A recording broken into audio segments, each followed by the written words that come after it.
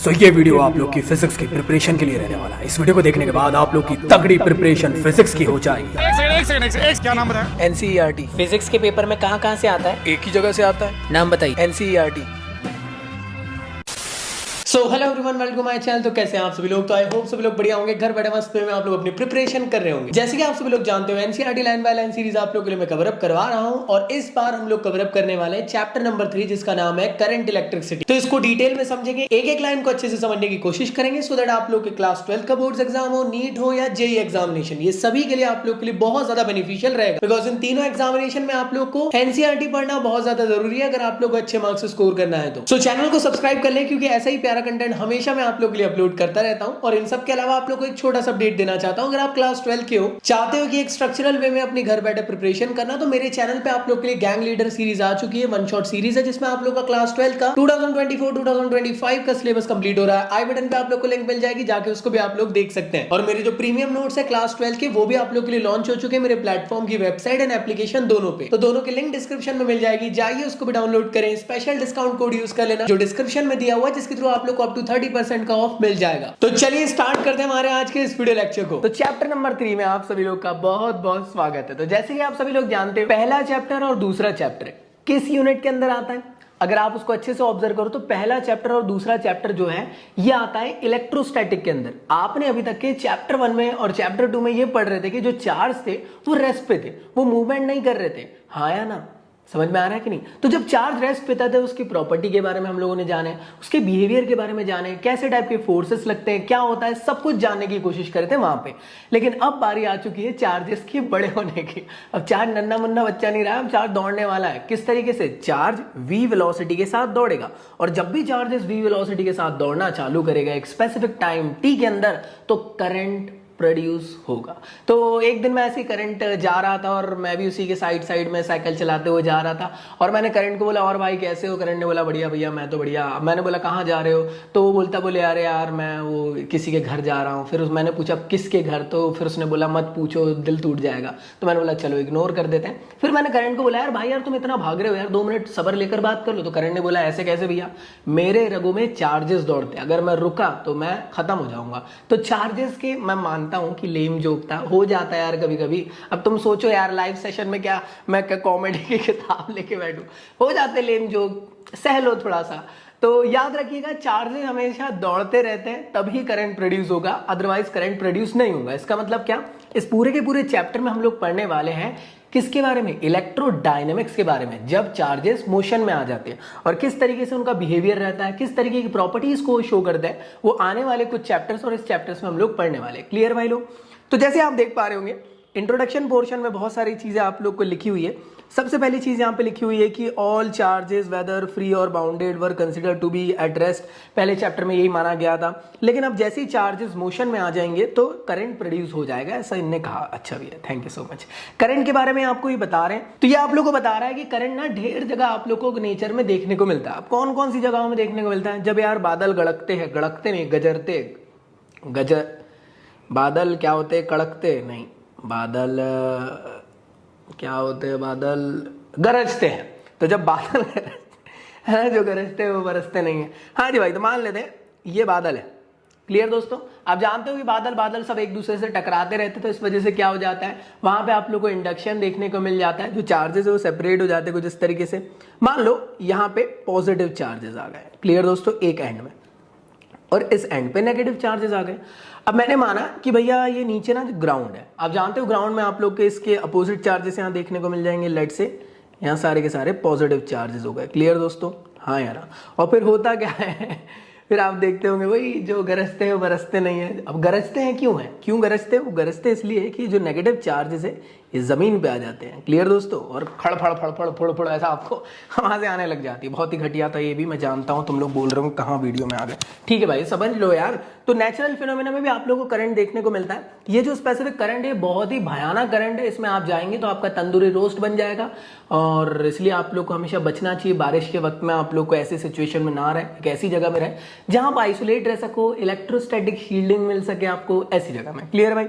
आगे बात करते हैं। इसके अलावा आप लोग को और कहाँ देखने को मिलता है, ऐसा कहा गया है आप लोग को और भी बहुत जगहों में देखने को मिल जाते हैं चार्जेस वगैरह, इनने ऐसा बताया है। इसी के साथ साथ अगर आप देखोगे करंट, तो करंट आपकी रगों में भी एक किस्म से दौड़ते हैं, मतलब आपके शरीर में भी दौड़ते हुए देखने को मिल जाता है। लेकिन वो जो करंट है वो बहुत पिद्दू सा करंट रहता है, माइक्रो एमीटर में आप लोगों को करंट देखने को मिलता है। क्लियर दोस्तों।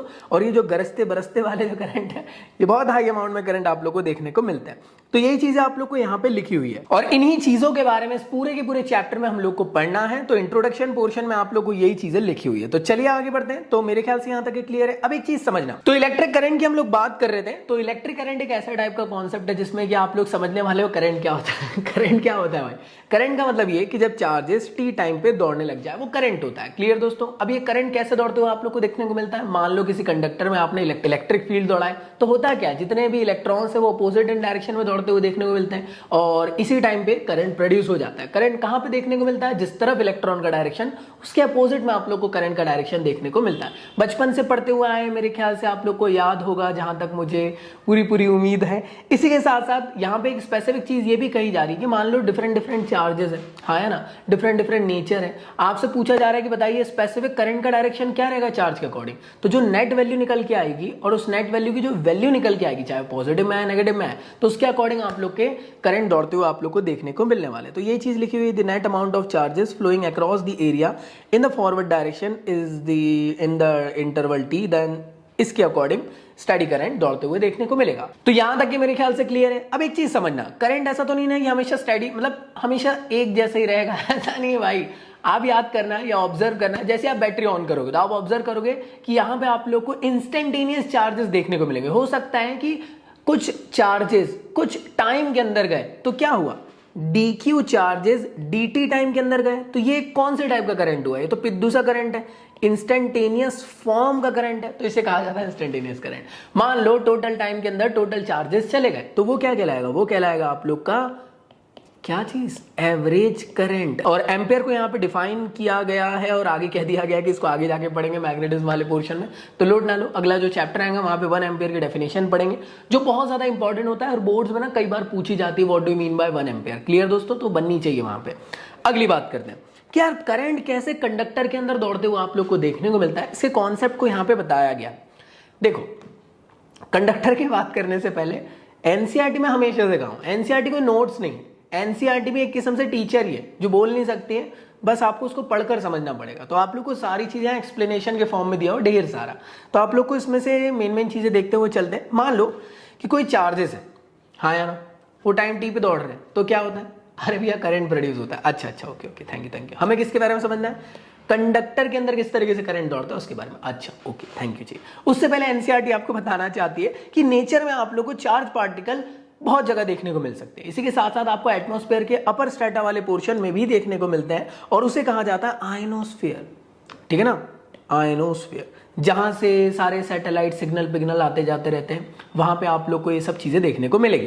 क्लियर दोस्त, वहां पे सारे चार्ज पार्टिकल आप लोग को देखने को मिलने वाले। इसी के साथ साथ एटम मॉलिक्यूल्स वगैरह के अंदर आप लोग को नेगेटिव चार्जेस देखने को मिलेगा, जो इलेक्ट्रॉन के फॉर्म में होता है। पॉजिटिव चार्ज आप लोग को देखने को मिलेगा न्यूक्लियस के फॉर्म में, और ये ना एक दूसरे से टाइटली बाउंड रहते हैं। अब करंट तो वो होता है ना जब चार्जेस मूव करने लग जाए फ्रीली, यहां पे तो टाइटली बाउंड है, तो क्या यहां पे आप लोग को देखने को मिल रहा है? नहीं भैया। लेकिन अगर हम बल्क मैटर की बात करें, सर ढेर सारे एटम्स हैं जिसके पास न्यूक्लियस भी है और इलेक्ट्रॉन भी है, खचाखच भरे हुए। एक बोरी मैंने एटम लेकर आ गए, एक बोरी एटम जब लेकर आया तो उस वजह से क्या हुआ, बोरी के अंदर जितने भी एटम्स होंगे वो सभी के सभी एक दूसरे से चिपके रहेंगे। जैसे बस के अंदर 1,500 लोग भर देते हैं कई बार।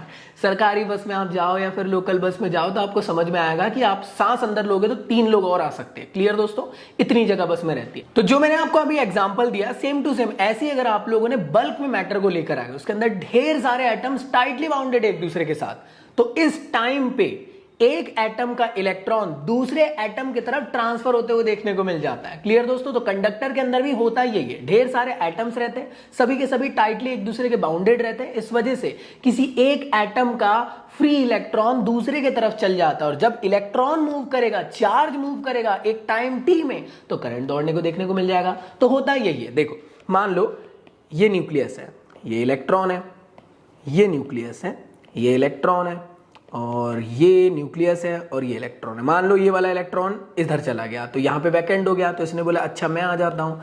फिर यहाँ पे खाली हो गया तो फिर यहाँ का कोई और एटम रहा होगा, उसका इलेक्ट्रॉन बोलता है अच्छा मैं आ जाता हूँ। तो मुझे एक बात बताओ, क्या चार्जेस यहाँ पे या स्पेसिफिकली इलेक्ट्रॉन्स मूव होते हुए देखने को मिल रहे हैं? और जब भी चार्जेस या फिर इलेक्ट्रॉन्स मूव होंगे स्पेसिफिक टी टाइम के अंदर तो करंट फ्लो होगा। मतलब ये वही बात हुई कि आप अपने किसी के साथ घूम रहे थे और आपके सामने कोई और किसी के साथ घूमने आया था और आंखें नैन लड़ाई हो गई। नैन लड़ाई क्या बोलेंगे, मतलब समझ रहे हो ना आप लोग? तो होगा क्या, हो सकता है कि जिसके साथ आप आए थे आप उसके साथ वापस ना जाओ, किसी और के साथ चले जाओ, कुछ इस तरीके से। समझ में आ रहा है ना मेरी बात? तो ऐसे ही आप लोग को यहाँ पे भी कॉन्सेप्ट देखने को मिल रहा है।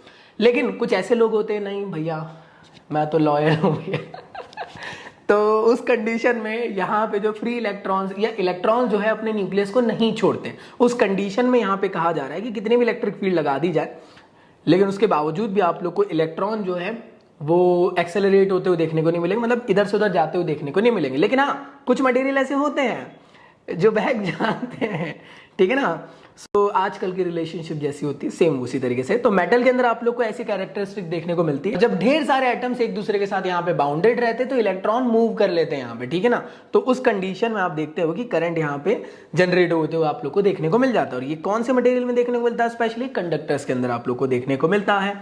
तो मेरे ख्याल से क्लियर हुआ कि जैसे आप लोग मान लो ये कंडक्टर है, जैसे आप कंडक्टर में इलेक्ट्रिसिटी फ्लो करा है, मान लो इस तरफ में पूरा पॉजिटिव इधर में नेगेटिव, तो इस तरफ में इलेक्ट्रिक फील्ड दौड़ गई, हाँ है ना भैया। तो जो इसके अंदर के इलेक्ट्रॉन्स होंगे वो इस तरफ चले जाएंगे, एग्री करते हो? और जैसे इलेक्ट्रॉन इधर जाएंगे तो करंट फ्लो हो जाएगा, एग्री करते हो ना आप लोग? हाँ जी भैया बिल्कुल करते हैं, थैंक यू सो मच। तो यहाँ पे वही लिखा हुआ है, अगर आप चाहो तो पढ़ सकते हो। Metal some of the electrons are practically free to move within the bulk of material, this material generally called as conductor develop the electric current in them when the electric field is applied.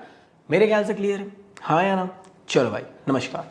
तो बस मेरे ख्याल से यहाँ तक clear था। यही वाला डायग्राम मैंने अभी आप लोग को थोड़ी देर पहले समझाया। होप सो आप लोग को ये चीज़ समझ में आई होगी, आई होप आई हो। अरे देखो मान लो एक कंडक्टर है, क्लियर दोस्त? देखो एग्जांपल देख लो, एक कंडक्टर है, सारे के सारे पॉजिटिव चार्जेस आपने यहाँ पे प्लेट ले लिए, सारे के सारे नेगेटिव चार्जेस वाली प्लेट ले लिए।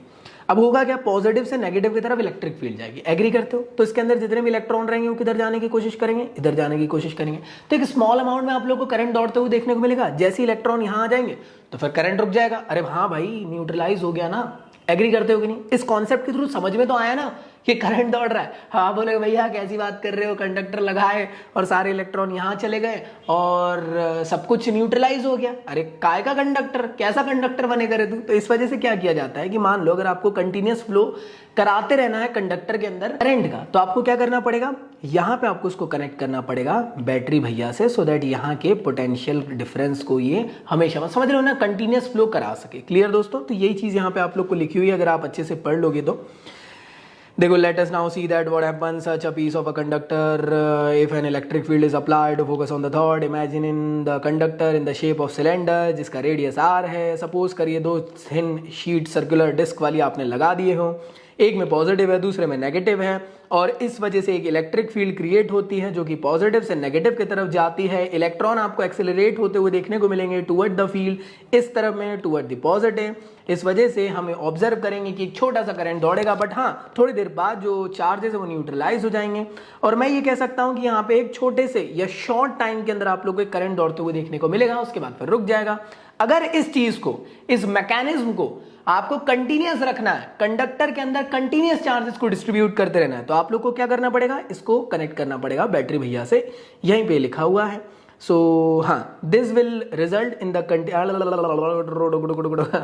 देखो भाई यहाँ पे लिखा हुआ है कि जैसे कहाँ गया कहाँ गया कहाँ गया, हाँ जी, mechanism which maintain the steady current या steady electric field are cell and battery. इस वजह से समझ में आ गया ना, हाँ है ना? तो करंट को आपको दौड़ाते रहना है, तो आप लोग को बैटरी यहाँ से कनेक्ट करनी पड़ेगी सो दैट कंडक्टर के अंदर करंट दौड़ सके। मेरे ख्याल से क्लियर है। करंट ऐसे ही नहीं दौड़ते, समझने की कोशिश करना, ये सुनने करने में अच्छा लग रहा है, ऐसा नहीं होता है भाई, बहुत पेचीदी सी हरकत समझ रहे हो। देखो क्या होता है ना कि दूसरे की रिलेशनशिप देखकर लगता है कि सब कुछ बढ़िया चल रहा है ना, जब आप दूर से कंडक्टर को देखते हो तो आपको ऐसा लगता है कि हाँ क्या बात है, इलेक्ट्रिक फील्ड दौड़ी और सारे इलेक्ट्रॉन ऐसे चलते बने। ऐसा नहीं होता भैया इतना आसान नहीं है। ये जो इलेक्ट्रॉन इधर से इधर जा रहे हैं तो आप बोलोगे कोई ना कोई वेलोसिटी के साथ जा रहे होंगे, ये कोई सिंपल वेलोसिटी नहीं है, ये है ड्रिफ्ट वेलोसिटी। इनिशियल में क्या होता है समझने की कोशिश करना। जैसे आप लोगों ने इलेक्ट्रिक फील्ड दौड़ाया तो इलेक्ट्रॉन्स जो है रैंडम डायरेक्शन में मूव करने लग जाते हैं। होता क्या, जैसे आपने इलेक्ट्रिक फील्ड दौड़ाया तो कंडक्टर के पास एकदम से जितने भी ढेर सारे इलेक्ट्रॉन है उनके पास थर्मल एनर्जी आ जाएगी। थर्मल एनर्जी आएगी तो पागलों की तरह भागेंगे इधर से उधर, इधर से उधर। मतलब होता क्या है, मान लो ये कंडक्टर है तो ये इलेक्ट्रॉन है, तो इलेक्ट्रॉन कभी इधर कभी इधर कभी इधर कभी इधर कभी इधर कभी इधर ऐसे से भागने लग जाता है बहुत तेजी से। अब एक बात बताना, जैसे आप करंट दौड़ रहा है, अरे पॉजिटिव चार्जेस इस तरफ आ रहे होंगे, सारे इलेक्ट्रॉन्स इस तरफ जा रहे होंगे, तो पॉजिटिव चार्ज है ये, मान लो इलेक्ट्रॉन इससे टकराया है, कोई इधर एक और पॉजिटिव है, फिर इधर से टकराया, फिर इससे टकराया। तो ऐसे होते होते होता क्या है, इलेक्ट्रॉन का ना रैंडम डायरेक्शन आपको देखने को मिलता है इस तरीके से, दर दर दर दर दर दर दर। मतलब क्या, इनिशियल में इलेक्ट्रॉन हाई थर्मल वेलोसिटी के साथ दौड़ता है और due to the heavy collision with the positive charges धीरे धीरे करके उसकी जो वेलोसिटी है वो धीरे धीरे करके स्लोअर डाउन हो जाती है। अब एक बात बताना, इलेक्ट्रॉन यहां था, कभी इधर गया कभी इधर गया कभी इधर गया कभी इधर गया कभी इधर गया, तो रैंडम पोजीशन में जा रहे हैं। ऐसे ढेर सारे इलेक्ट्रॉन हैं, सब रैंडम पोजीशन में जा रहे हैं। इस वजह से जो इनकी एवरेज थर्मल वेलोसिटी आती है वो जीरो आ जाती है। समझ में आया कि? और फिर ध्यान से देखना, इलेक्ट्रॉन इधर गया इधर गया इधर गया इधर गया अल्टीमेटली इलेक्ट्रॉन मान लो यहां पे आ गया, तो इलेक्ट्रॉन कहां से कहां चला, यहां से यहां। मैं कह सकता हूं इलेक्ट्रॉन ऐसे ड्रिफ्ट होते हुए गया है ना, भले ही टकरा है लेकिन ड्रिफ्ट हुआ ना इस तरफ, तो यही वेलोसिटी कहलाती है ड्रिफ्ट वेलोसिटी, जिसके साथ इलेक्ट्रॉन इलेक्ट्रिक फील्ड के अपोजिट तरफ जाते हुए देखने को मिलता है। क्लियर दोस्तों? तो ये पेचीदी सी कहानी है, इसको आप लोग वन शॉट वीडियोस में देख सकते हो, मेरे जकी सौदागर फिजिक्स सर्च कर लेना, आपको मिल जाएगा। ठीक है ना दोस्त?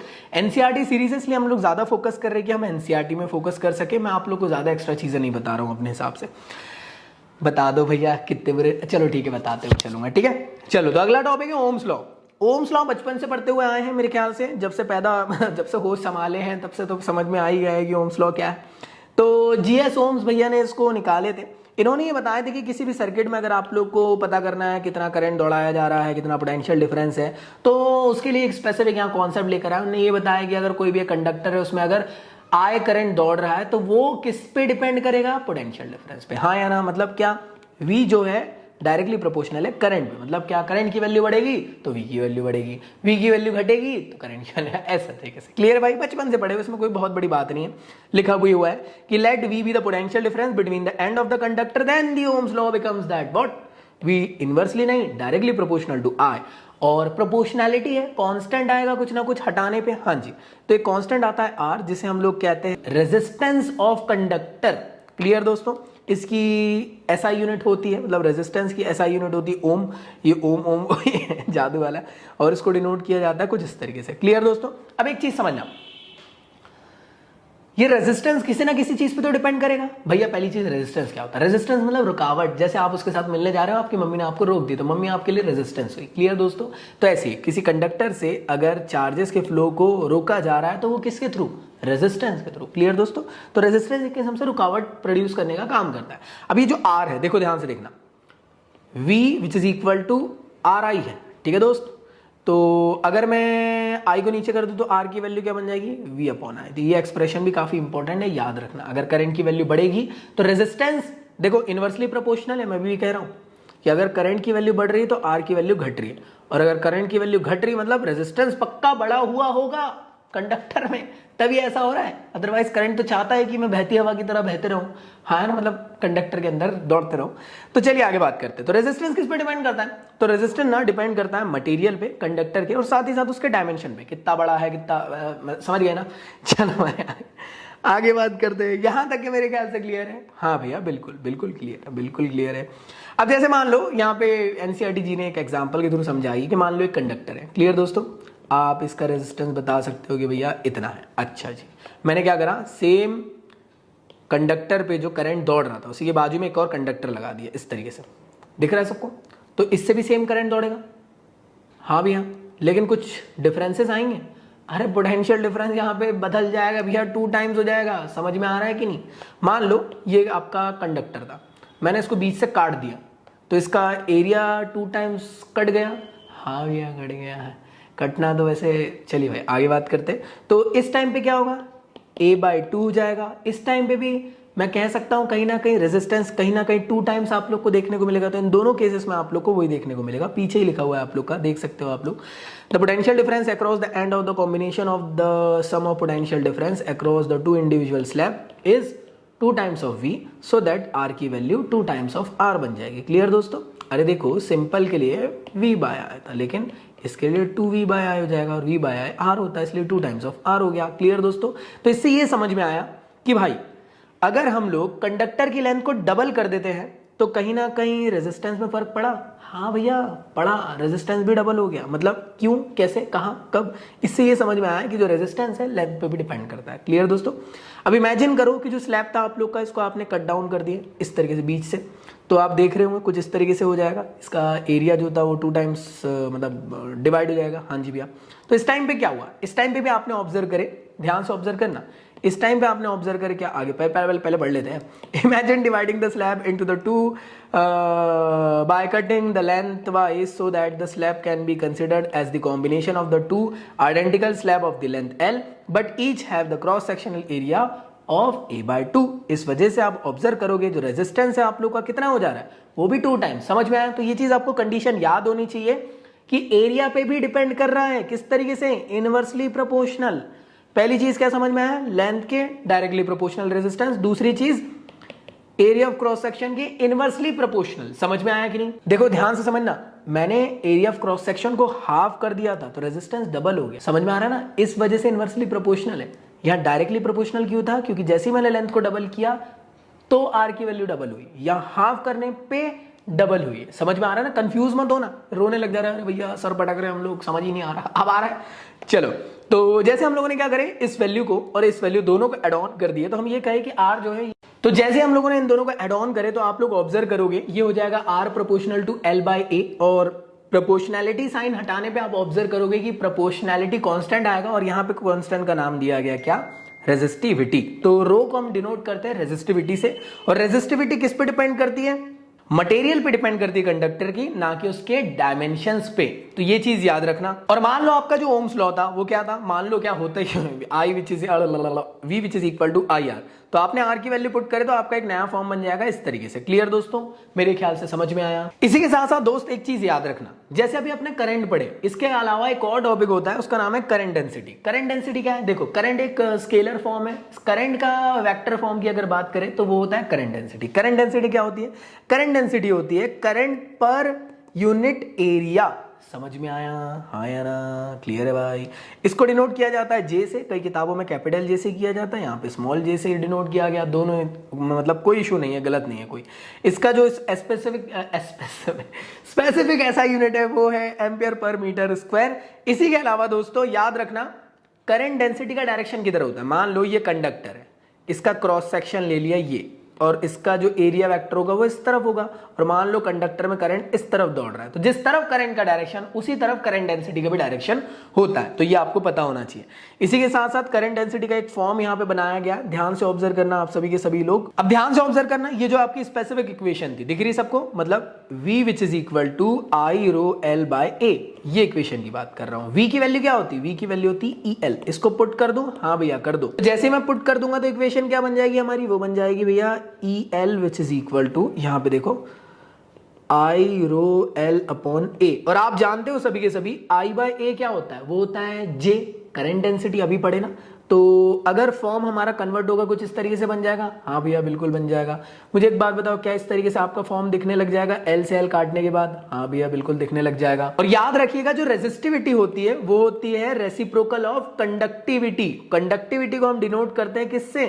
सिग्मा से। तो मुझे एक बात बताओ, अगर मुझे इसकी वैल्यू रखना है तो क्या हो जाएगी? और यहां पे ऑब्जर्व करना, रेजिस्टिविटी क्या होती है? कंडक्टिविटी के रेसिप्रोकल। हाँ या ना? तो मैं क्या कर रहा हूं, बेसिकली कंडक्टिविटी की वैल्यू यहां पे रख दूंगा, तो आपका जो जे का फॉर्म है वो बन जाएगा J which is equal to sigma E. मैं जानता हूं मैं थोड़ा डायरेक्ट करा रहा हूं, बिकॉज एनसीईआरटी पढ़ रहे हैं अभी हम, और एनसीईआरटी में सब चीजें डायरेक्ट है। अगर आप मेरे वन शॉट्स देखोगे तो आप लोग को सारी चीजें इत्मीनान से समझ में आएगी आप लोग को। तो इसलिए मेरी रिक्वेस्ट है कि हम लोग एनसीईआरटी को समझ रहे हैं। अगर आपको डेडिकेटेड वन शॉट्स देखना तो आप वन शॉट्स के थ्रू अच्छे से समझना, ये सारे डेरिवेशन बहुत प्यार से मैंने समझाया हूँ। जकी सौदागर फिजिक्स सर्च मारे आपको सारा कंटेंट मेरा मिल जाएगा। फिजिक्स इसलिए लिखना जरूरी है बिकॉज मेरा फिजिकल एजुकेशन का कंटेंट भी है, तो मेरा नाम बस डाल दोगे ना तो नहीं मिल पाएगा, इसलिए बोल रहा हूँ, फिर हौच पौच हो जाएगा, तुम्हारे लिए प्रॉब्लमेटिक है। वही मैंने कहा आप लोग को, जो सिग्मा यहाँ पे ये क्या होता है 1/ρ होता है और इसे कंडक्टिविटी कहा जाता है। क्लियर दोस्तों, मेरे ख्याल से क्लियर है, हाँ या ना। अच्छा मुझे एक बात बताओ, कंडक्टेंस किसके रेसिप्रोकल होता है? कमेंट बॉक्स में आंसर करना।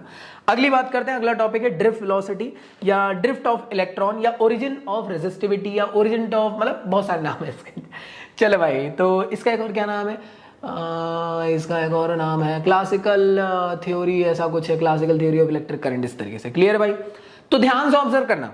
देखो यहाँ पे थोड़ी सी चीजें आप लोग को समझना है कि कंडक्टर के अंदर क्या हो रहा है। ध्यान से, मैंने आपको स्टार्टिंग में बताया ना, कंडक्टर के अंदर ढेर सारे फ्री इलेक्ट्रॉन्स है। जैसे ही आप लोग करंट दौड़ाओगे तो क्या होगा, जितने भी इलेक्ट्रॉन्स है वो थर्मल एनर्जी एक्वायर करेंगे और ढेर सारे इलेक्ट्रॉन थर्मल वेलोसिटी के साथ रैंडम मूवमेंट करना चालू करेंगे, कभी इधर कभी इधर कभी इधर। रैंडम मूवमेंट क्यों हो रहा है किस्म से? वो इसलिए भी हो रहा है कि देखो, अगर कोई इलेक्ट्रॉन यहां से चलना चालू करा, यहां गया, यहां पे एक पॉजिटिव चार्ज था, उससे टकराया, फिर इधर गया, पॉजिटिव चार्ज था, फिर टकराया, इधर एक पॉजिटिव चार्ज था, फिर टकराया, फिर इधर एक पॉजिटिव चार्ज था, फिर टकराया, फिर एक पॉजिटिव, तो ऐसे पॉजिटिव चार्जेस से टकरा रहा है, तो कभी इधर कभी इधर कभी इधर कभी इधर, और बहुत हाई वेलोसिटी रहती है उस टाइम पे। कितनी वेलोसिटी रहती है हाई? तो मैं आपको बताना चाहता हूं, जो हाई वेलोसिटी आप लोग की उस टाइम पे इलेक्ट्रॉन की रहती है, इनिशियल में जो थर्मल वेलोसिटी मिलती है उसके वजह से वो रहती है 10⁵ मीटर पर सेकंड की, लेकिन due to the heavy collision होने की वजह से पॉजिटिव चार्जेस के साथ उसकी जो वेलोसिटी है वो हो जाती है 10⁻⁻14 मीटर पर सेकंड की। तो ये आप लोग को पता होना चाहिए। बट हम वापस एनसीईआरटी में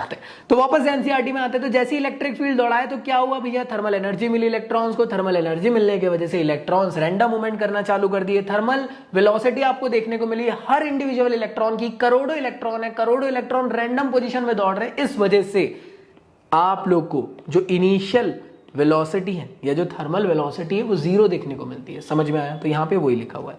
अब मुझे एक बात बताओ, हर इलेक्ट्रॉन मूव कर रहा है, कुछ ना कुछ एक्सेलरेशन तो प्रोड्यूस कर रहा होगा ना? हाँ भैया कर रहा होगा। तो एक्सेलरेशन कितना होता है भाई? तो एक्सेलरेशन अगर तुम्हें निकालना है तो वो निकाल सकते हैं, न्यूटन ने अपनी सेकंड लॉ में उसकी माँ के बारे में बताया तो वाले फॉर्मूले से। अब फोर्स कितना होगा यहाँ पे? फोर्स होगा QE which is equal to MA, और चार्ज कितना है? नेगेटिव है ना, इस वजह से MA, और A की वैल्यू हो जाएगी -E/m। तो यही चीज नेगेटिव में आप लोग को एक्सेलरेशन देखने को मिल रहा है इलेक्ट्रॉन्स का। मुझे क्या करना है? मुझे फाइनल वेलोसिटी पता करना है। टकराने टुकराने के बाद फाइनली क्या हुआ? देखो, इलेक्ट्रॉन निकला यहां से था, इधर गया, फिर इधर गया, फिर इधर गया, इधर गया, इधर गया, इधर गया, अल्टीमेटली कहां गया इलेक्ट्रॉन? इस जगह से इस जगह गया। तो ये ड्रिफ्टिंग हुई, खसकना हुआ इलेक्ट्रॉन को। तो मुझे पता करना है अल्टीमेट वेलोसिटी क्या मिली उसकी। तो कैसे पता कर सकते हैं? आप जानते हो यार कि आप लोग के पास एक इक्वेशन है, मुझे बताना जरा ये क्या होती है। v which is equal to u plus AT। Equation बताइए क्या होता है। हम लोगों ने इसका यहाँ पे यूज करें, ये हो गया आप लोग का फाइनल वेलोसिटी, ये हो गया इनिशियल, और ये था एक्सेलरेशन A, उसकी वैल्यू यहाँ पे पुट कर दी गई। याद रखना यहाँ पे सिंपल टाइम t नहीं होगा। ऐसा माना जाता है कि जो इलेक्ट्रॉन है जब भी ट्रेवल कर रहा था तो इसके बीच का जो टाइम पीरियड है इसे कहा जाता है रिलैक्सेशन टाइम, जहां पे इलेक्ट्रॉन रिलैक्स था, जैसे ही टकराया तो रिलैक्सेशन टाइम खत्म। तो यहाँ पे ना आप देखोगे कि टी जो है वो टाउ से रिप्लेस हो जाता है, इसे रिलैक्सेशन टाइम कहा जाता है। क्लियर है भाई? अब इनिशियल में थर्मल वेलोसिटी क्या थी, वेलोसिटी क्या थी इलेक्ट्रॉन्स की? जीरो थी। तो ये वैल्यू तो जीरो होने वाली है। हाँ जी भैया देख लीजिए, अभी आ गया, आप लोग को समझ में आ जाएगा। देखो भाई, तो ये एवरेज जो वेलोसिटी थी इनिशियल पे जीरो हो गई, तो वैल्यू कितनी बची? -E/m टाउ, और ये ड्रिफ्ट वेलोसिटी का फॉर्मूला आप लोग का बन गया in the form of electric field. E की वैल्यू अगर तुम लोग V/L रख दो तो पोटेंशियल के फॉर्म में आप लोग का बन जाएगा। एक और फॉर्म बनता है वीना वाला फॉर्म, जो आप लोग अभी भी देखोगे, वो होता है NEAVD। ये होता है करंट और ड्रिफ्ट वेलोसिटी का एक स्पेसिफिक फॉर्म। ये आप लोग को वन शॉट वगैरह में आप लोग को देखने को मिल जाएगा। एनसीईआरटी में सारी चीजें डायरेक्ट दी हुई है, इसलिए थोड़ा सा इश्यूज हो जाएगा। क्लियर भाई? तो मेरे ख्याल से क्लियर है। ड्रिफ्ट वेलोसिटी समझ में आई, हाँ या ना? तो पढ़ लेते हैं। यहाँ पे लिखा भी हुआ है कि it tells us that the electron move with the average velocity which is independent of time although the electrons are accelerated. This phenomena is called drift and that velocity is called as drift velocity। समझ में आया? Simple भाषा में कहा जाए तो बचपन से देख रहे थे कि जैसे इलेक्ट्रिक फील्ड दौड़ाओ तो सारे इलेक्ट्रॉन इस तरफ दौड़ने लग जाते हैं एक वेलोसिटी के साथ, जिसे कहा जाता है ड्रिफ्ट वेलोसिटी। लेकिन ये ऐसे नहीं होती है। इसके लिए आप लोग को कॉन्सेप्ट मेरे ख्याल से भी समझ में आ गया हूँ। एक बार वापस से रिवाइज करा देता हूँ। स्टार्टिंग में क्या होता है? इलेक्ट्रॉन को थर्मल एनर्जी मिलती है, उस वजह से वो थर्मल वेलोसिटी के साथ इतनी वेलोसिटी एक्वायर करके रैंडम पोजीशन में दौड़ना चालू करते हैं, और due to the heavy collision with the positive charge जो वेलोसिटी वो धीरे धीरे करके स्लोअर डाउन हो जाती है, इससे इस तक। क्लियर भाई? और फिर जिस तरीके से वेलोसिटी ड्रिफ्टेड फॉर्म में आप लोग को देखने को मिल रही है वो इतनी होती है, और ड्रिफ्ट वेलोसिटी ये होती है, that is the net velocity, जिसमें कि जो इलेक्ट्रॉन है वो ड्रिफ्ट कर रहे हैं, उसे कहा गया ड्रिफ्ट वेलोसिटी। मेरे ख्याल से क्लियर है। अब यार इसका ना करंट डेंसिटी के फॉर्म में भी एक रिलेशन बताया गया एनसीईआरटी में, देख लेते हैं। एनसीईआरटी ने क्या करी है, देखो वीना वाला जो फॉर्म है उसको लिए, देखो ये रहा वीना वाला फॉर्म, हाँ भैया दिख रहा है। अब ये जो ए है इसको मैं नीचे ले लेता हूं, अगर मैं ए को नीचे ले लूं तो आई बाई ए कितना होता है, करंट डेंसिटी। हाँ जी भैया, इक्वेशन ये बन गई। अभी आपको याद होगा, अभी थोड़ी देर पहले हम लोगों ने ड्रिफ्ट वेलोसिटी का फॉर्म लिए, नेगेटिव पॉजिटिव दोनों फॉर्म में आप लोग ले सकते हो, आपके अकॉर्डिंग है वो। तो आप लोगों ने ये लिए, ई से ई का इनटू हुआ तो फॉर्म ये बन गया। तो यही आपको आप लोग को लिखा हुआ है, थोड़ा सा पेचीदा फॉर्म में, तो मैंने सिंप्लीफाई कर दिया। होप सो क्लियर होगा। तो यहां से आप लोगों ने देखो इस तरीके से कंपैरिजन देख ली, कई बार इससे न्यूमेरिकल वगैरह आ जाते हैं तो बन जाना चाहिए तुम्हें। तो बड़े आगे की तरफ मेरे ख्याल से क्लियर है। यहां पे अगर आप अच्छे से ऑब्जर्व करो इसको, अगर तुम J which is equal to sigma E से कंपेयर करके देखो तो सिग्मा की वैल्यू क्या ये है, क्या एन ई का स्क्वायर टाउ अपॉन एम। हाँ भैया बिल्कुल यही है। तो आप मुझे एक बात बताना, क्या सिग्मा की वैल्यू ये बन जाएगी? हाँ जी। तो कई बार है ना ये काम आ जाता है, तो आप लोग को पता होना चाहिए। तो मेरे ख्याल से तुम लोग को यहां तक ये सारी चीजें क्लियर हो चुकी है। आगे बढ़ते हैं। अगला टॉपिक है आप लोग का मोबिलिटी। मोबिलिटी मतलब क्या? जैसे मोबाइल मतलब क्या, मैं इधर से उधर घूम रहा फिर रहा हूं, मोबाइल डू। तो इसी तरीके से मोबिलिटी क्या होती है कि कंडक्टर के अंदर चार्जेस किस तरीके से मूव कर रहे हैं, कैसे मूव कर रहे हैं, आपको मालूम है ड्रिफ्ट वेलोसिटी के फॉर्म में मूव कर रहे हैं in the presence of electric field. तो वही होता है आप लोग का mobility, that is the ratio of drift velocity to the electric field. Clear दोस्तों? So conductivity arises from the mobile charge carrier in the metal. These mobile charges carry the electron. तो वही चीज़ आप लोग को लिखी है और कुछ नहीं। ये डेफिनेशन कई बार एग्जाम में आ जाती है, इसको आपको अच्छे से पता होना चाहिए। फॉर्मूला आप लोग को पता होना चाहिए, काफी इंपॉर्टेंट है। एसआई यूनिट आपको याद होनी चाहिए, मीटर स्क्वायर पर वोल्टेज सेकंड। तो जैसे आप देख रहे होंगे ड्रिफ्ट वेलोसिटी की अगर वैल्यू यहाँ पुट कर दे तो एक नया फॉर्म बन सकता है। हाँ, ड्रिफ्ट वेलोसिटी की वैल्यू ये होती है, इसको अगर मैं यहाँ पुट करा दूं तो क्या फॉर्मूला आप लोग का ये बन जाएगा? बेशक बन जाएगा। हाँ जी, ध्यान से देखना, जैसे ये यहाँ पे ऐड होगा तो ई से ई कट जाएगा, है ना, और कटने के बाद वैल्यू ये बच जाएगी। तो ये एक नया फॉर्म बन गया है, ई टाउ अपॉन एम। तो एक तो ये फॉर्म होता है, एक तो ये फॉर्म होता है, तो दोनों याद रखना, काफी इंपॉर्टेंट है। और टाउ क्या होता है? रिलैक्सेशन टाइम, जो मैंने आपको बताया, दो सक्सेसिव कोलिजन के बीच का टाइम, वो कहलाता है रिलैक्सेशन टाइम। अगली चीज आती है limitations of Ohm's law. Ohm's law के क्या लिमिटेशंस है? क्या ओम्स लॉ सबके लिए वैलिड है? नहीं भाई, बहुत सारी चीजें ऐसी जहां पे इनवैलिड हो जाता है। किस किस केस में हो जाता है उसको आगे बढ़ने से पहले एक बार थोड़ा सा पढ़ लेते हैं। There do exist materials and the device used in the electric circuit where the proportionality of V and I do not holds. मतलब क्या, कई बार ऐसा होता है कि ये वैलिड ही नहीं हो पाता है। क्लियर है भाई? अभी देखेंगे कैसा क्या। तो यहाँ पे दो चीजें दी हुई है कि जब V जो है C is to the proportionality, मतलब मान लो कि स्पेसिफिकली V वर्सेस I दोनों बढ़ेगा, ये हमारा ओम्स लॉ का कर्व हो गया। मान लो ये इसको फॉलो नहीं कर रहा, टेढ़ा मेढ़ा हो जा रहा, तो जैसे कंडीशन में आप लोग को देखने को मिल रहा है। कई बार होता है ना कि कुछ ऐसे कंडक्टर रहते हैं, करंट बढ़ाया जा रहे कुछ देर तक के, तो यार वो ओम्स लॉ को फॉलो अप करे, फिर हो सकता है कंडक्टर थोड़ा सा जज्बाती हो गया और उसकी वैल्यू चेंज हो गई। तो कई बार हो जाता है इस तरीके से, आपको चेंजेस देखने को मिल जाते हैं। तो अगले स्पेसिफिक पॉइंट में आप लोग को ये चीज लिखी हुई है, करंट और वोल्टेज के बारे में एक चीज आप लोग को बताई जा रही है कि मान लो जैसे देखो अभी तो V और I आप लोग को इस तरीके से देखने को मिल रहा है कि V बढ़ रहा है तो I बढ़ रहा है सेम डायरेक्शन में। क्लियर दोस्तों? मान लो V की वैल्यू चेंज हो गई तो यहां पे करंट की वैल्यू भी आप लोग की बदल जाएगी भाई। और जो पहले करंट प्रोवाइड किया जा रहा था, जिस तरीके से कर्व बन रहा था, वैसे जब V की वैल्यू चेंज हो जाएगी तो वैसे नहीं बनेगा। जैसे कर्व में आप लोग देख पा रहे होंगे, ये सेमीकंडक्टर के केसेस में आप लोग को ज्यादातर देखने को मिलता है, जो उसकी एप्लीकेशंस होती है उसके केसेस में, कि जब V की वैल्यू चेंज कर देते तो उस टाइम पे जो करंट है वो कई बार सैचुरेट भी हो जाता है, ना तो बढ़ता है ना तो घटता है, कितना भी V बढ़ा लो। अगला जो कर्व है आप लोग का, ये है गैलियम आर्सेनाइड का। यहाँ पे आप लोग ऑब्जर्व कर रहे होंगे, जैसे जैसे V की वैल्यू बढ़ रही है वैसे वैसे करंट की वैल्यू बढ़ रही है। आप बोल रहे हैं वाह वाह वाह वाह, ओम्स लॉ फॉलो हो पूरा, कहां तक के? बस यहाँ तक के समझ में आए। इसके बाद आप देख रहे होंगे पॉजिटिव में वैल्यू चेंजेस होते हुए देखने को मिल रही है, यहाँ पे नेगेटिव में वैल्यू चेंजेस होते हुए देखने को मिल रही। क्या ही V को फॉलो अप कर रही है? नहीं कर रही। ये कर्व टेढ़े मेढ़े बन गए, क्रीजेस एक दूसरे को फॉलो अप नहीं कर रही है। तो इस तरीके से आप लोग समझ सकते हो कि ओम्स लॉ जरूरी नहीं है कि हर किसी स्पेसिफिक सर्किट के लिए वैलिड रहेगा। समझ में आया कि नहीं? इनवैलिड भी हो सकता है। क्लियर भाई? अगले टॉपिक की बात करते हैं, रेजिस्टिविटी ऑफ वेरियस मटेरियल। तो आप लोग को डिफरेंट टाइप के मटेरियल्स की रेजिस्टिविटी के बारे में पढ़ना है।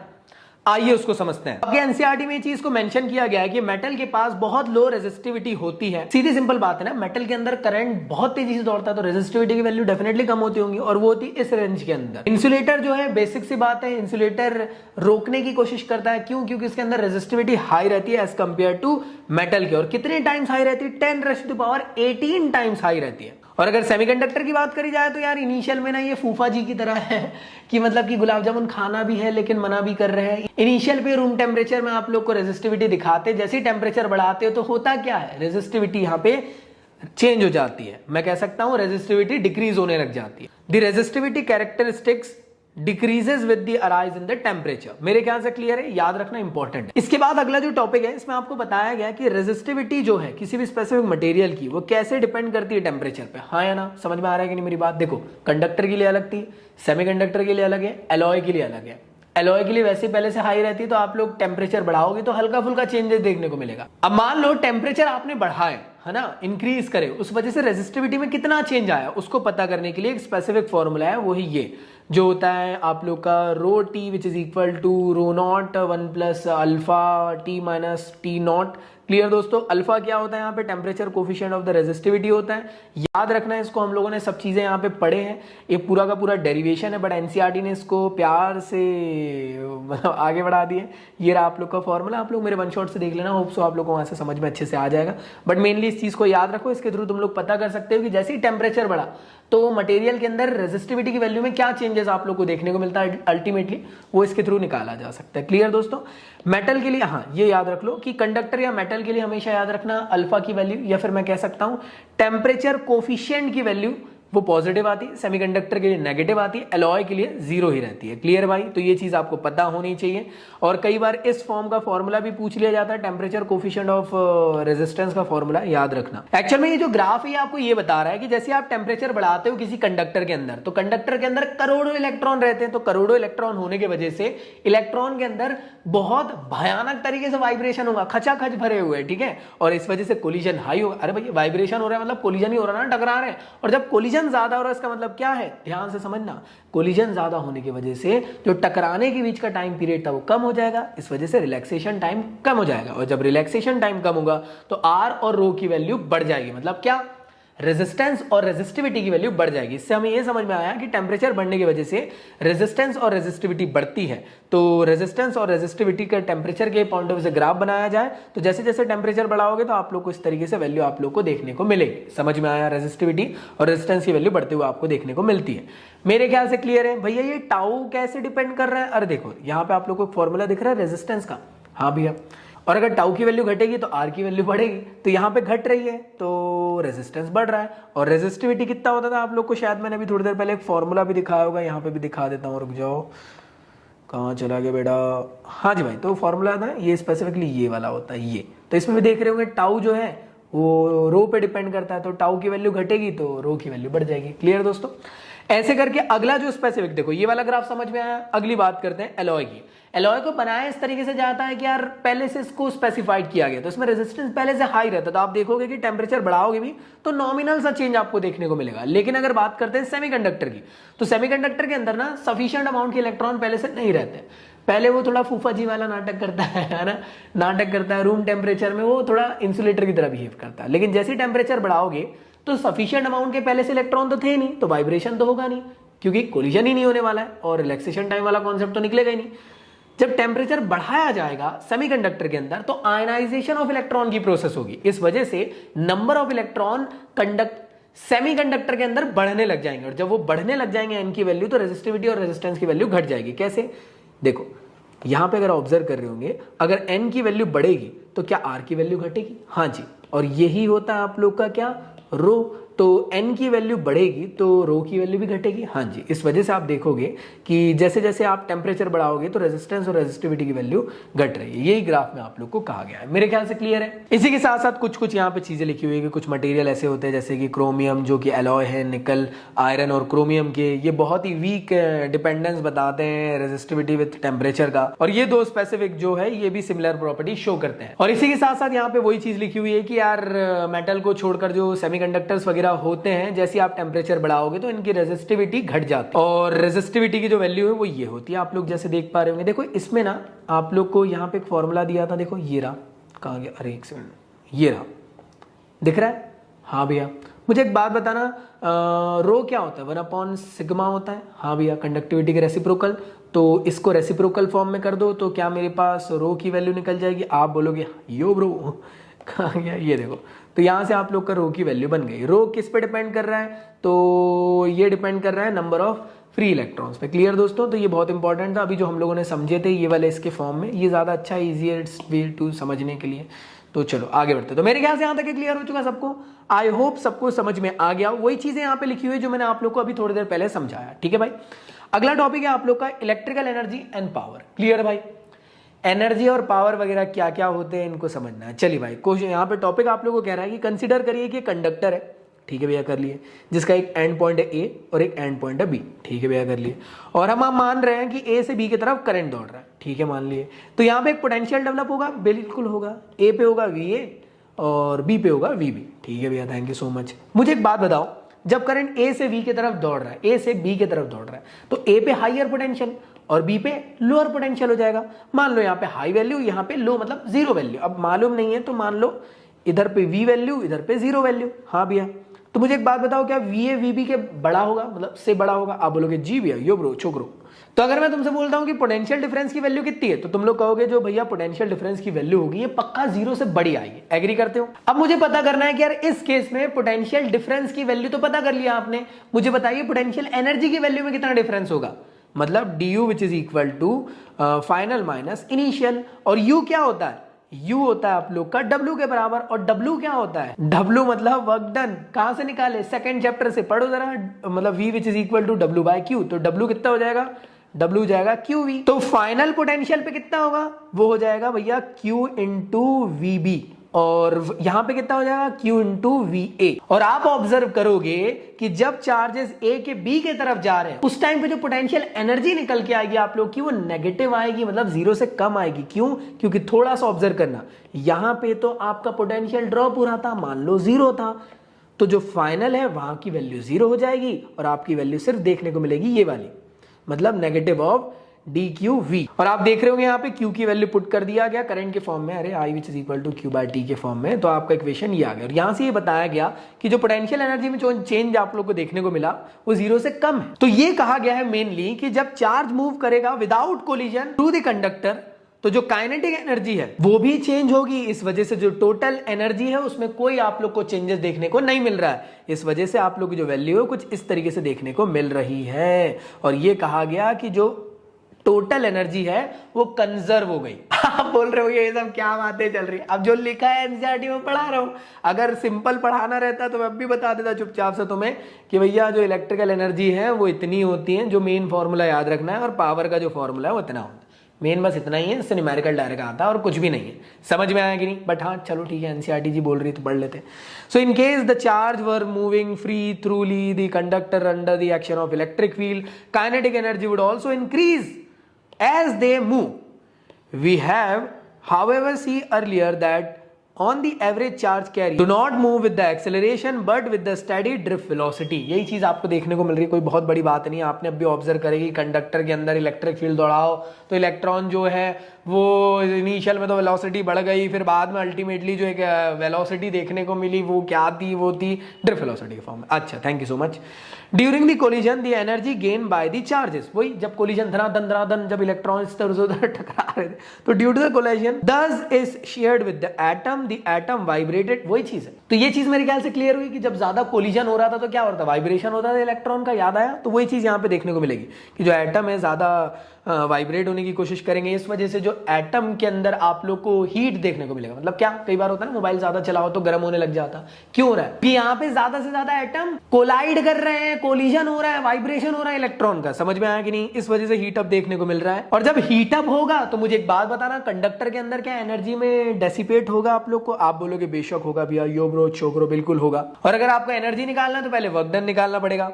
और वर्क डन कितना होता है भैया? वर्क डन होता है QV, और Q की वैल्यू यहां पुट करी गई है IT, तो इस वजह से आपका फॉर्मूला बना ये। और पावर आप जानते हो, पावर होता है work done per unit time, और आपने W की वैल्यू यहाँ पुट करें और आपने ऑब्जर्व करें कि यहाँ पे जो T था डेल टी से कट गया और पावर का फॉर्मूला बना VI। और इस V पे अगर आपने ओम्स लॉ के अकॉर्डिंग वैल्यू रख दिए तो आप लोग तो भाई E के ये फॉर्म है और P के ये फॉर्म है, याद रखना काफी इंपॉर्टेंट है। एनर्जी की यूनिट तो आप जानते हो कि जूल होती है, कमर्शियल यूनिट की बात करी जाए तो चलो लिखा है फिर भी बता दो कमेंट बॉक्स में कितना होता है।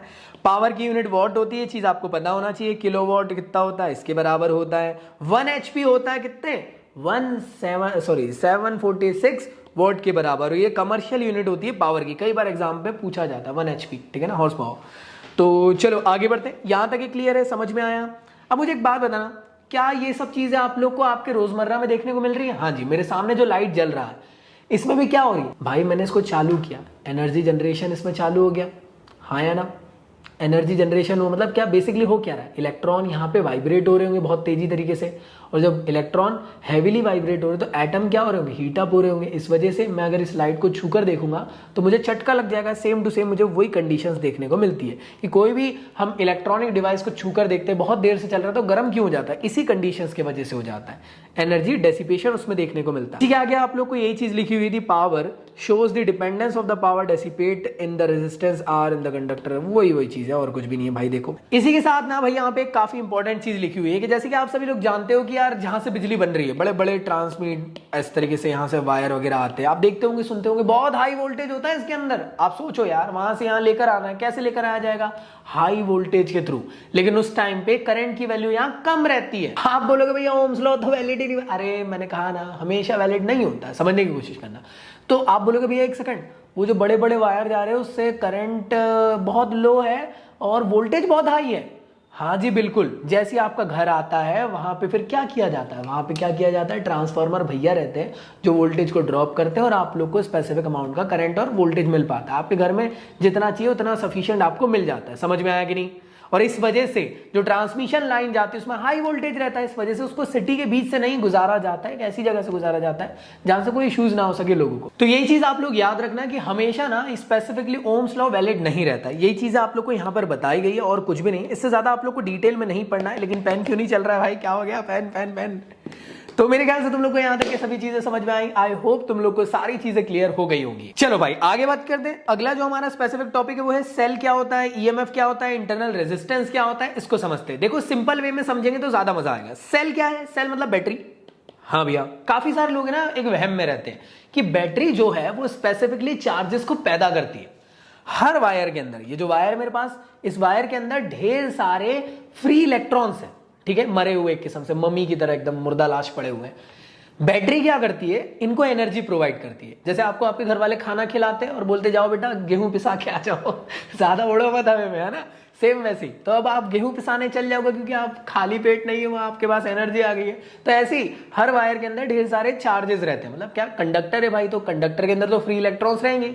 तो जो फ्री इलेक्ट्रॉन्स है उनको बैटरी एनर्जी देती है और बोलती है जाओ बेटा सर्किट में घूम के आ जाओ। और जैसे ही एनर्जी मिलती है किसको, इलेक्ट्रॉन्स को, चार्जेस को, तो वो करंट दौड़ाने लग जाते हैं। क्यों, क्योंकि एनर्जी मिलने पे चार्जेस दौड़ते हैं और चार्जेस दौड़ेंगे तभी तो करंट प्रोड्यूस होगा। तो याद रखना सेल जो है सिर्फ और सिर्फ एनर्जी प्रोवाइड करने का काम करता है, ना कि चार्जेस प्रोड्यूस करने का काम करता है। ये चीज याद रहेगी। इसी के साथ साथ याद रखना एक टॉपिक है वो है ईएमएफ। ईएमएफ ना पहले के टाइम पे ऐसा माना जाता था, मान लो इस तरीके से, ध्यान से देखना, आपको मालूम है ना सारे के सारे इलेक्ट्रॉन इस तरफ जा रहे हैं। तो पहले ऐसा लग रहा था कि बैटरी जो है इलेक्ट्रॉन को अपने तरफ खींच रही है कोई एक फोर्स से, अदृश्य फोर्स से तो इस वजह से उसका नाम दिया गया इलेक्ट्रोमोटिव फोर्स। कई जज्बात में बहने वाले लड़के इलेक्ट्रोमैग्नेटिक फोर्स बोल देंगे, इलेक्ट्रोमैग्नेटिक फोर्स नहीं है भाई, इलेक्ट्रोमोटिव फोर्स है। मैग्नेटिक फोर्स वो दूसरा होता है, अलग आगे देखेंगे इलेक्ट्रोमैग्नेटिक फोर्स। क्लियर भाई। इलेक्ट्रोमैग्नेटिक फोर्स क्या होता है भाई, इसका एक नाम है, बहुत ही फेमस नाम है। आई थिंक सेकंड मतलब इसके आने वाले चैप्टर्स में हम लोग पढ़ेंगे 6 चैप्टर के अराउंड पे। तो मुझे कमेंट बॉक्स में बताओ जरा क्या होता है इलेक्ट्रोमैग्नेटिक फोर्स का नाम क्या है। छोड़ो उस सब चीजों को, वापस से आते हैं इलेक्ट्रोमोटिव फोर्स। तो इलेक्ट्रोमोटिव फोर्स क्या है, अरे जो पोटेंशियल डिफरेंस होता है वही होता है इलेक्ट्रोमोटिव फोर्स, और कुछ भी नहीं है। मान लो ये रहा आप लोग का सेल।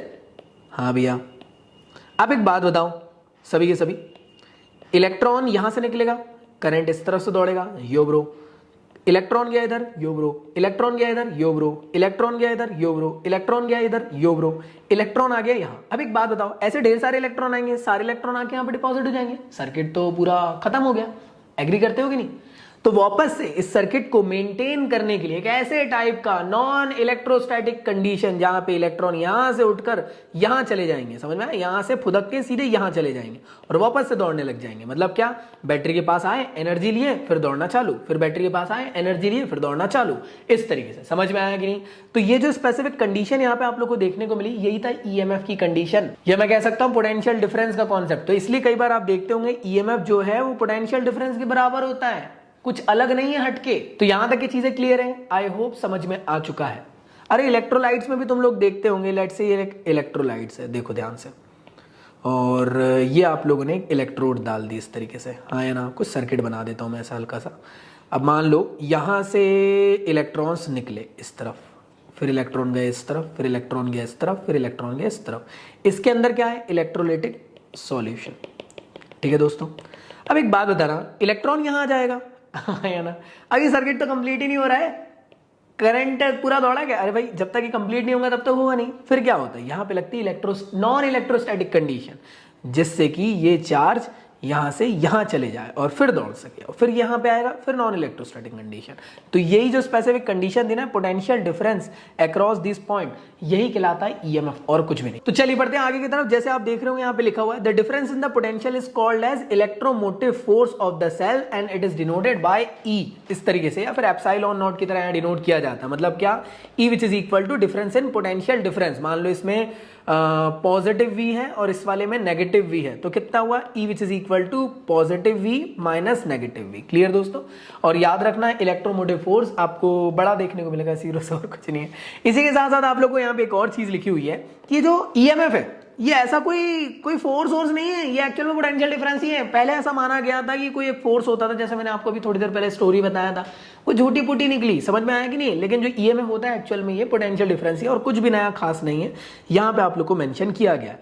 और यही चीज आप लोग को लिखी हुई है कि जितना पूरे सर्किट के अंदर जो पोटेंशियल डिफरेंस होगा वो बराबर होता है ईएमएफ के। यही लिखा हुआ है, यहाँ लिखा होता है भाई, जब लंबा लेक्चर हो जाए ना तो कुछ भी निकलने लग जाता है। आगे बात करते हैं। दस EMF E is the potential difference between the positive and the negative electrode in the open circuit when no current is flowing through it। तो ये डेफिनेशन आप लोग लिख सकते हो, यही चीज EMF। क्लियर भाई? Non electrostatic condition. अब यार इसके बाद अगला टॉपिक आता है आप लोग का पोटेंशियल टर्मिनल पोटेंशियल डिफरेंस। ठीक है ना? अब ये टर्मिनल पोटेंशियल डिफरेंस क्या होता है? मान लो देखो ये बैटरी है, बैटरी का एक एंड ए है, एक एंड बी है, हाँ है ना। यहाँ पे आप लोग को टर्मिनल पोटेंशियल डिफरेंस को पता करना है। मतलब क्या? VA माइनस VB, मतलब डेल V की वैल्यू कितनी चेंजेस आ रही है टर्मिनल पोटेंशियल्स में। तो देखो इसके लिए पूरा का पूरा टॉपिक है, बट हम लोग इसको थोड़ा सा ऊपर से समझ लेते हैं, सो दैट आप लोग को चीजें एटलीस्ट पता हो। मान लो एक बैटरी है, एग्री करते हो? मान लो इस बैटरी को आप चार्ज कर रहे हो, अरे जैसे पावर बैंक है उसको चार्ज कर रहे हो, तो चार्जेस अंदर आएंगे सेल के? हाँ भैया बिल्कुल आएंगे। तो उस टाइम पे जो पोटेंशियल डिफरेंस आपको देखने को मिलेगा टर्मिनल्स पे, वो होगा E प्लस IR। और मान लो ये बैटरी है, ये डिस्चार्ज हो रही है, आप मोबाइल यूज कर रहे हो तो डिस्चार्ज हो रही है बैटरी, तो उस टाइम पे चार्जेस बैटरी से जा रहे हैं, तो उस टाइम पे जो टर्मिनल पे जो पोटेंशियल डिफरेंस आएगा वो आएगा E माइनस IR। ये बहुत इंपॉर्टेंट कंडीशन है, याद रखना, यही चीज यहाँ पे आप लोग को मेंशन की गई है। और इसी फॉर्मूले को अगर हम लोग यहाँ पे V की वैल्यू रख दें और एक नया फॉर्म बन सकता है करंट का, वो बन सकता है E upon R plus R। अब आप बोलोगे स्मॉल r क्या भी? ये है इंटरनल रेजिस्टेंस। हर सेल के पास खुद का एक पिद्दू सा रेजिस्टेंस होता है। मान लो 9 वोल्ट का आपने बैटरी लेकर आए, अब आपने ऑब्जर्व करें कि 9 वोल्ट नहीं प्रोवाइड कर रही, मान लो 8.9 प्रोवाइड कर रही, तो 1 ये कहां गया?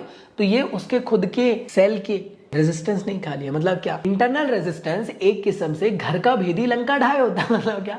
खुद के ही ईएमएफ को खाने वाला। तो इंटरनल रेजिस्टेंस क्या होता है? इंटरनल रेजिस्टेंस क्या करता है? खुद के ही ईएमएफ को खाने की कोशिश करता है और कुछ भी नहीं है। क्लियर दोस्तों? इस वजह से आप देखते होंगे हर सेल के बाद एक छोटा सा रेजिस्टर इस तरीके से बनाया जा रहा है। क्लियर दोस्त? ये वो रेजिस्टर नहीं है, देखो लोड रेजिस्टर तो इधर लगा हुआ है, लेकिन ये सेल के साथ लगा हुआ है, ये सेल का इंटरनल रेजिस्टेंस है। समझ में आया कि नहीं? तो इसलिए यहां पे इंटरनल रेजिस्टेंस की वैल्यू आप लोगों को गिवन है इस तरीके से। तो आगे बढ़ते हैं अगले टॉपिक की तरफ, जिसका नाम है सेल को सीरीज और पैरेलल में कनेक्ट करके देखते हैं कि हाँ ये क्या होता है। अब देखो समझने की कोशिश करना। मैंने क्या करा, 2 सेल लिया, इनको कनेक्ट कर दिया, 2 सेल लिया, इनको कनेक्ट कर दिया, 2 सेल लिया, तो दोनों सेल का अलग अलग इंटरनल रेजिस्टेंस भी होगा, अलग अलग ईएमएफ भी होगा। मुझे ये पता करना है कि जब मैं इन्हें सीरीज में कनेक्ट कर रहा हूं तो इसका जो नेट वैल्यू मिलेगी वो क्या मिलेगी। तो स्पेसिफिकली डिराइव करने के बाद, ये बहुत शॉर्ट वे में डिराइव किया गया, एक्चुअल में इसका डेरिवेशन थोड़ा प्यारा सा है, आप लोग हो सके तो ज़की सौगादार फिजिक्स सर्च कर लेना, आपको मिल जाएगा। बट हाँ, जो डायरेक्टली आप लोग को चीज़ मिल रही है वो आपको याद रखना बहुत ज़रूरी है। याद रखना कि सीरीज में जो EMF रहता है वो एड ऑन हो जाता है, मतलब क्या E1 प्लस E2 हो जाएगा। इसका इंटरनल रेजिस्टेंस आपको इक्विवेलेंस में एड ऑन होकर मिलेगा, और इसका EMF और इसका EMF आपको एड ऑन होकर मिलेगा, और इसका इंटरनल रेजिस्टेंस और इसका इंटरनल रेजिस्टेंस आप लोग को एड ऑन मिलेगा। मतलब क्या R इक्विवेलेंस की वैल्यू भी आप लोग को R1 प्लस R2 के फॉर्म में मिलने वाली है। और मान लो कि ये सेल ऐसे लगे हुए थे तो आपको वैल्यू ये मिल रही थी। मान लो अब सेल एक को किसी आप मान लो एक को आपने पलटा दी इस तरीके से, तब क्या होगा, ठीक है ना। जगह मान लो आप लोगों ने यहाँ पे पोलैरिटी को चेंज कर दी एक सेल की, तो याद रखना यहाँ पे E1 प्लस E2 मिल रहा था, अब मिलेगा E1 माइनस E2। समझ में आया इस फॉर्म में? क्लियर है भाई लोग? तो मेरे ख्याल से तुम लोग को यहाँ तक ये चीज़ें क्लियर है। यहाँ पे कुछ चीज़ें लिखी हुई है कि भैया इक्विवेलेंस में अगर n नंबर ऑफ सेल लगा दिया जाए तो n number of individual EMF हो जाएगा, और n नंबर ऑफ इंडिविजुअल उनका इंटरनल, मतलब क्या समझो, देखो E1 E2 E3 ऐसे n नंबर तक के, तो कितना हो जाएगा, n टाइम्स ऑफ E हो जाएगा। और ऐसी R1 R2 R3 से लेकर Rn तक के, तो मतलब n नंबर ऑफ R की वैल्यू हो जाएगी। ये लिखा है और कुछ भी नहीं। अगला आप लोग का फॉर्म है वो ये है सीरीज वाला। सीरीज में क्या किया गया है, सीरीज में दो सेल्स को यहां पे कनेक्ट कर दिया गया। ध्यान से ऑब्जर्व करना इस तरीके से। अगर आप अच्छे से देख रहे होंगे तो आप देख पा रहे होंगे कि यार जो करंट आप लोग को दोनों सेल की तरफ से मिल रहा है, मतलब पहले वाले सेल की तरफ से I1 करंट, दूसरे की तरफ से I2, फिर आकर ये यहाँ पे ब्रांचेस में I हो गया, फिर यहाँ से आके फिर टूट गया। मुझे एक बात बताना, ब्रांचेस में यहाँ पे करंट टूट रहे घट रहे यो ब्रो, तो यहाँ पे कुछ अलग कंडीशंस आप लोग को देखने को मिलने वाली है। और मुझे एक बात बताना, अगर कोई तुमसे पूछता है कि इस पॉइंट पे और इस पॉइंट पे आप लोग बताइए स्पेसिफिकली करंट की वैल्यू कितनी है, तो देखो जितना करंट यहाँ से आया, जितना करंट यहाँ से आया, उतना करंट यहाँ पे मिला। मतलब क्या, I which is equal to I1 plus I2 हो रहा है।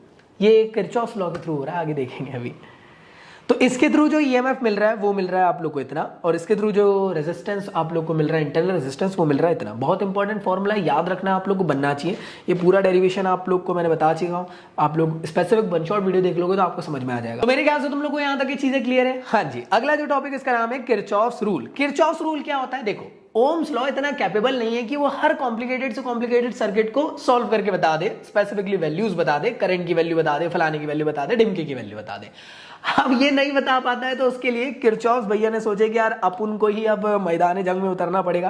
तो अगर कितना भी कॉम्प्लिकेटेड से कॉम्प्लिकेटेड सर्किट है उसको अगर आपको सॉल्व करना है तो आप लोग किरचॉफ्स रूल के थ्रू पता कर सकते हो। तो किरचॉफ्स के आप लोग के दो रूल्स यहाँ पे देखने को मिलते हैं, एक होता है जंक्शन रूल, दूसरा होता है लूप रूल। तो जंक्शन रूल क्या कहता है? जंक्शन रूल ये कहता है कि मान लो एक वायर है, इससे एक करंट I1 आ रहा है, और जो दो वायर है इससे I2 I3, मतलब ऐसा नहीं, मतलब एक वायर है जिससे मान लो 6 एम्पेयर का करंट आ रहा है। क्लियर दोस्त? और आपने दो वायर और कनेक्ट कर दिए, तो यहां से आप ऑब्जर्व करोगे कि करंट डिवाइड हो जाएगा कितने में, मान लो इधर से 3 एम्पेयर में हो गया, इधर से 3 एम्पेयर में हो गया। क्लियर दोस्तों? तो इससे क्या समझ में आया, जो इनकमिंग करंट था वो क्या बराबर था आउटगोइंग करंट की। देखो यहां से 6 एम्पेयर आ रहा था और यहाँ पे 3 एम्पेयर गया, यहाँ 3 एम्पेयर गया।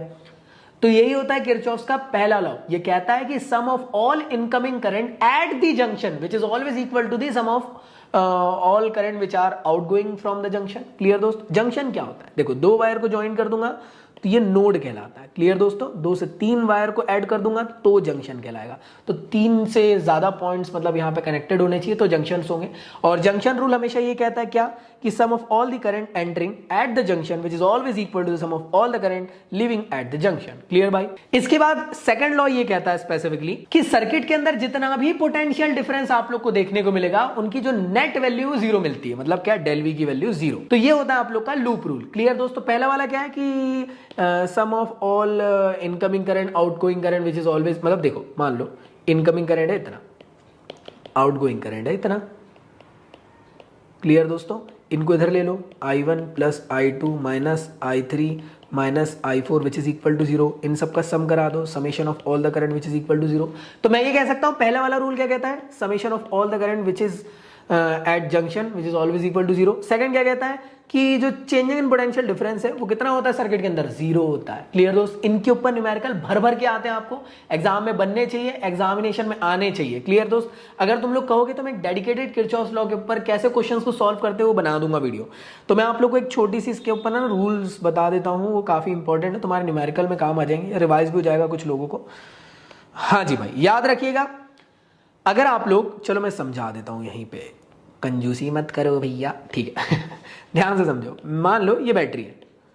आप जानते हो कि बैटरी के पॉजिटिव एंड में आपको हमेशा हायर पोटेंशियल देखने को मिलेगा और नेगेटिव एंड में लोअर पोटेंशियल।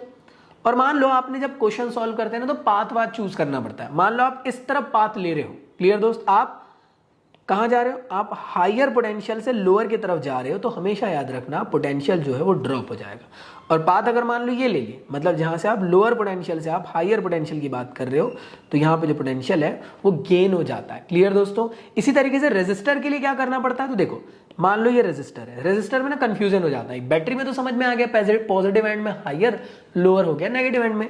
अब ये रेजिस्टर में नहीं समझ में आता सर्किट में, तो याद रखना जिस तरफ करंट का डायरेक्शन है उस तरफ में हमेशा हायर पोटेंशियल बनेगा और उसके अपोजिट में लोअर। तो ऐसे करके आप डिफाइन कर सकते हो। फिर पाथ ले लो, हायर से लोअर आप जा रहे हो तो ड्रॉप हो रहा है और लोअर से हायर जा रहे हो तो गेन हो रहा है। क्लियर दोस्त। चलो मेरे ख्याल से तुम लोग को यहाँ तक ये चीजें क्लियर है। किरचॉफ्स लॉ यहाँ से मेरे ख्याल से आप लोग को समझ में आ गया होगा। इसके बाद जो हमारा टॉपिक निकल के आता है वो है व्हीट स्टोन ब्रिज। तो व्हीट स्टोन ब्रिज जो है ये एप्लीकेशन ऑफ किरचॉफ्स लॉ है और कुछ भी नहीं है। इसमें क्या किया जाता है, एक स्पेशल अरेंजमेंट किया जाता है।